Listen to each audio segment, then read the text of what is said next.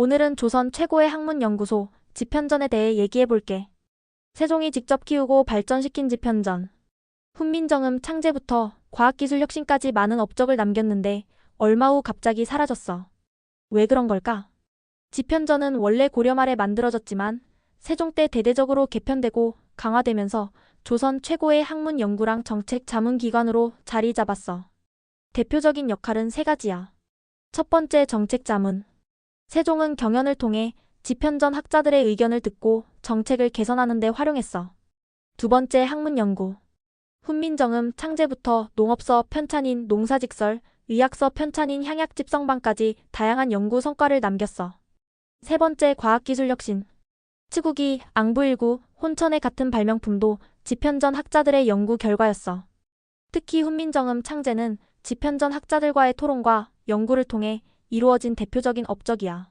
세종은 집현전 학자들과 계속 의견을 주고받으면서 훈민정음을 완성했어. 집현전은 학문연구소일 뿐만 아니라 정책 토론과 비판 수용 기관으로도 발전했어.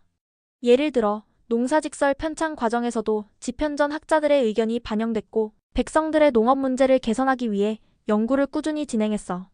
세종은 집현전을 통해 신하들과 토론하면서 정책을 수정하거나 보완하는 방식으로 통치의 질을 높였어. 하지만 이 전성기는 오래가지 않았어. 세종 사후 어린 단종이 즉위하면서 권력 싸움이 격해졌어. 1453년 계유정난이라는 정변을 일으킨 수양대군은 권력을 잡기 위해 집현전 학자들을 제거하기 시작했어. 김종서, 황보인 같은 정치적 인물들이 제거되면서 집현전의 영향력도 약해졌어. 결국 1456년 세조는 자신의 정권 안정을 위해 집현전을 없애고 집현전 학자들을 탄압했어. 성산문, 박팽령 같은 학자들은 단종 복위를 도모하다 실패하고 처형됐어. 이 사건으로 집현전은 정치적으로 더 이상 힘을 발휘할 수 없게 됐어. 그렇다면 왜 세조는 집현전을 폐지했을까? 첫 번째 이유는 정치적 갈등이야. 세조의 왕위 찬탈을 비판하는 집현전 학자들의 존재가 부담이었어. 특히 성산문과 박팽년 같은 학자들은 세조의 왕위 찬탈을 강하게 비판하면서 단종 복위를 시도했어. 두 번째는 권력 집중이야. 세조는 왕권 강화를 위해 정책 자문 기관을 약화시키고 싶어 했어.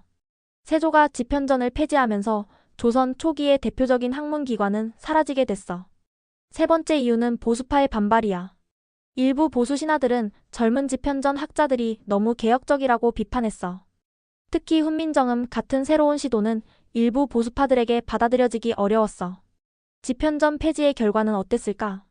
조선의 학문 발전은 일시적으로 정체됐고 이후 성종 때 홍문관이 설치되면서 일부 역할을 이어받았지만 집현전 같은 개혁적인 성향은 약해졌어.